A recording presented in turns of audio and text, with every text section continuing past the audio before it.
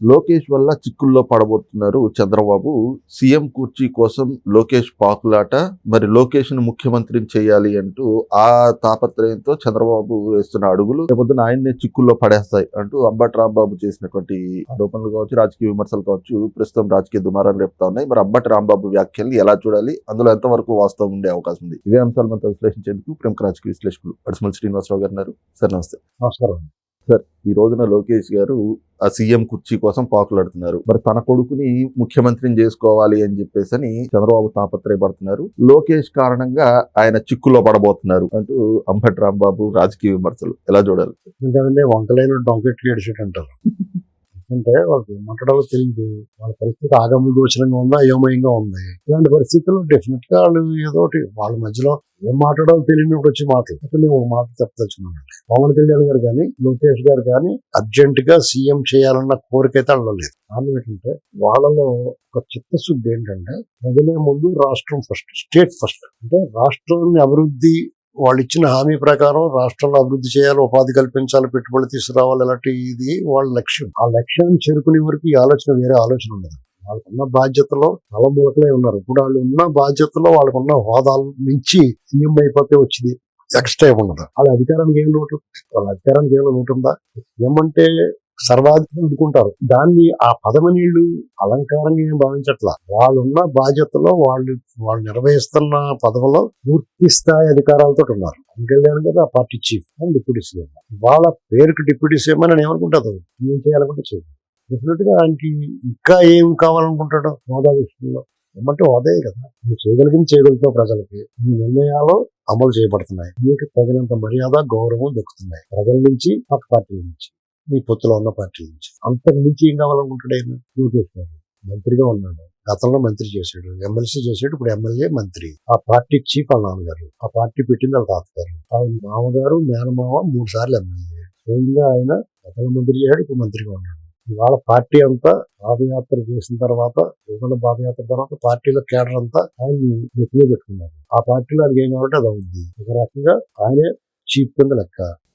మొత్తం ఇంకేం కావాలి? ఆ సీఎం సీట్ లో కూర్చుంటే అది హోదా అనుకుంటే, ఆ హోదా మించి అతను అధికారాలు ఉన్నప్పుడు అర్జెంట్ గా సీఎం అయిపోవాలని కోరిక ఎందుకు ఉంటుంది? లాజిక్ ఉండాలి కదా. నీకేమన్నా అవును కదా. ఒక్కొక్కళ్ళు ఎవరన్నా కోరుకున్నారంటే అర్థం ఉంది. వీళ్ళిద్దరిలో సీఎం కావాలని కోరుకుంటున్నారో ఇప్పుడే అవలేరు వీళ్ళు, లేకపోతే సీఎం లోకేష్ సీఎం అయిపోవాలనుకుంటున్నాడో. లోకేష్ ఎక్కడ సీఎం అయిపోయి ఏం సాధించేస్తాడు? ఇప్పుడు సాధించలేంది, అప్పుడు ఏం సాధించేస్తాడు? జనరల్గా ఆలోచించండి. ఇప్పుడు ఆయన ఏమనుకుంటా అవ్వదు. ఇప్పుడు వర్కింగ్ ప్రెసిడెంట్ అయిన పార్టీ చేతిలో ఉంటుంది, మంత్రిగా ఉంటుంది. ఎవరెవరిదో నెంబర్ 2 పార్టీలో భవిష్యత్తు నాయకుడి కింద అందరూ అనుకుంటున్నారు. ఆ పార్టీ ఓడికి లేని బాధ, దురద, దుగ్ధ మిగిలిపు వాళ్ళ పార్టీ కూటమి. వాళ్ళందరూ కలిపి అప్పుడు రామారావు గారిని వద్దనుకుని చంద్రబాబు నాయుడు గారిని తెచ్చుకున్నట్టు, చంద్రబాబు నాయుడు గారిని వద్దుకుని లోకేష్ తెచ్చుకునే పరిస్థితి ఇప్పుడు లేదు. 2029 కూడా పవన్ కళ్యాణ్ గారు, లోకేష్ గారు, సమస్త కేడరు, ప్రజలు కూడా చంద్రబాబు నాయుడు గారు ముఖ్యమంత్రిగా ఉండాలి అని కోరుకుంటున్నారు. మీరు కోరుకోరు. ఎందుకంటే చంద్రబాబు నాయుడు గారి ఫేస్ అంటే మీకు దడ. ఎందుకంటే ఎలాంటి ఇమేజ్ అయినా మీరు సునాతోకలు అయిపోతారు. మీరు ఇలాంటి డిస్టర్బెన్స్ తీసుకొచ్చి ఒక రకమైన అపోహలు, అనుమానాలు కలిగిస్తే పని జరుగుతామని ప్రయత్నం చేస్తున్నారు. ఇవన్నీ వినాలి అనుకుంటారు. అదే చూడండి, వాళ్ళ ఈ ఆలోచన ఎవరికన్నా ఉందా? కొంతమంది అసంతృప్తులు ఉంటారు. ఎమ్మెల్యేలో ఉంటారు, క్యాడర్లో ఉంటారు, అన్ని పార్టీల్లో ఉంటారు, అలాగే వైసీపీలో ఉంటారు, అన్ని పార్టీలో ఉంటారు. అది నిత్యం, దానికి సర్వ సహజం. నాకు కావాల్సింది అక్కలేదు అనుకోండి, నాకు ఎంతో కొంత బాధ ఉంటుంది కదా. అలాంటి కొంతమంది ఉంటారు. ఏదైనా పదవులు రాని వాళ్ళు, లేకపోతే మిఠాయి పొట్లం దొరకని వాళ్ళు, ఇలాంటివి ఉంటాయి. దాన్ని ఏదో మీరు పెద్దది అనుకుంటున్నట్టు ఇప్పుడు మీకు ప్రైవేట్ సంభాషణలో దుమ్మెత్తి పోసి కూడా ఉండరు కొంతమంది పార్టీని, నాయకులు. ఒక్క మాట బయట మాట్లాడరు, రెండో కూడా ఉండగా వాళ్ళకి అత్యంత సన్నిహితుల దగ్గర మాట్లాడింది బయట మాట్లాడరు. వాళ్ళు తెలిసి మాట్లాడుతున్నారు. భవిష్యత్తు రాజకీయాల్లో మీ నోరే మీకు బలము, బలహీనత. ప్రజా సమస్యల మీద మీ నోటితో మీ స్వరాన్ని గరంగా వినిపిస్తే, వేడిగా వడ్డిస్తే ప్రజలు మీరు ఆదరిస్తారు. అదే గలం, గొంతు సర్వనాశనాన్ని తీసుకెళ్తుంది, ఆపాలని పెట్టేస్తుంది. అది స్పష్టంగా మీరు కళ్ళారా చూసి అనుభవించి కూడా అంబటి రాంబాబు గారు లాంటి ఇలాంటి మాటలు మాట్లాడితే, నిన్న కాక మొన్న 2 కాళ్ళు విడదీసిన తర్వాత కూడా ఇలాంటి మాటలు మాట్లాడడం హాస్యాస్పదం కదా అని నిమ్మ రామనాయుడు గారిని కూడా మాట్లాడాడు. అంటే ఈ రాష్ట్రంలో గతంలో ఎన్నడూ పనిచేయని నీటిపారుదల శాఖ, జలవనరుల శాఖ మంత్రి చేయని విధంగా పనిచేస్తున్నాడు. అత్యంత క్లిష్ట పరిస్థితుల్లో ఆయన పనితీరుని తప్పడుతున్నాం, ఆయన డ్రామాలు ఆడుతున్నాం. అక్కడే మీకు 0 మార్కులు పడిపోయి -మార్కులు పడిపోయి. పవన్ కళ్యాణ్ గారు కాపులందరూ తాకట్టు పెట్టడానికి చాలా మంది మాట్లాడుతున్నారు. అసలు ఆలోచన లేదు. ఆయన అందరూ వాడే, మీరు ఆయన్ని ఒక చట్టంలో మిగించడానికి చూస్తున్నారు. ఆయన అందరూ వాడే ఖచ్చితంగా. ఏ రాజకీయ నాయకుడైనా, ఏ రాజకీయ పార్టీ అయినా అందరితోటి కలిసి అందరి కోసం పనిచేస్తేనే మనుగడ ఉంటుంది. ఎవరో కొంతమంది కోసం, ఒక్కడి కోసం పనిచేస్తే జగన్ పార్టీలాగా అయిపోతుంది. అది మీ కళ్ళ ముందు కనిపిస్తున్నా కానీ ఇంకా సిగ్గు లేకుండా, ఎగ్గు లేకుండా ఇలాంటి అభూత కల్పంలో విష ప్రచారం చేస్తే మీ నోటి దుర్వాసన వల్ల ఏదైనా దుర్వాసన వస్తే ముక్కు మూసుకెళ్ళిపోతాం. మీ నోటి దుర్వాసన చెవులు మూసుకెళ్ళిపోతాం.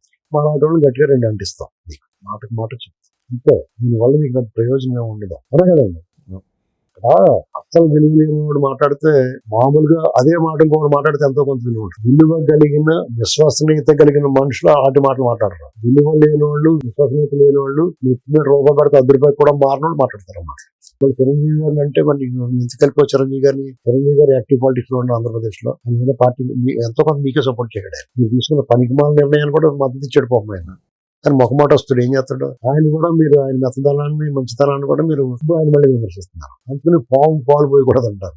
మీరు పావులు నట్టోళ్ళు. మీ పాలు వదిలేస్తుందా, పాలు పోసేయడానికి ఖచ్చితంగా చెయ్యాలి. మీరు అలాంటి వాళ్ళు. పవన్ కళ్యాణ్ గారు ఆయన పనులు, వాళ్ళు మీ మాట వినడు కూడా ఆయన పనులు చాలా బిజీగా ఉంటాడు.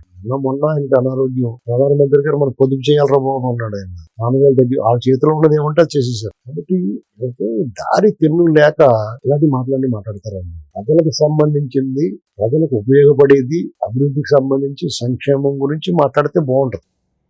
ముఖ్యమంత్రి అవ్వకపోవటం, లేకపోతే వాళ్ళు కులాలు, మతాలు అనేటువంటిది ప్రజలకు సంబంధం లేని విషయం. మీ వ్యక్తిగత ద్వేషము, ఉక్రోషం బయటపడుతూ ఉంటుంది. మీరు ఎంత కూలిపోయి చచ్చిపోతున్నారు అనేటువంటిది పవన్ కళ్యాణ్ గారు నా స్థాయిలో కూడా చూడలేకపోతున్నారంటే మీరు ఏమైతే చచ్చిపోతారు.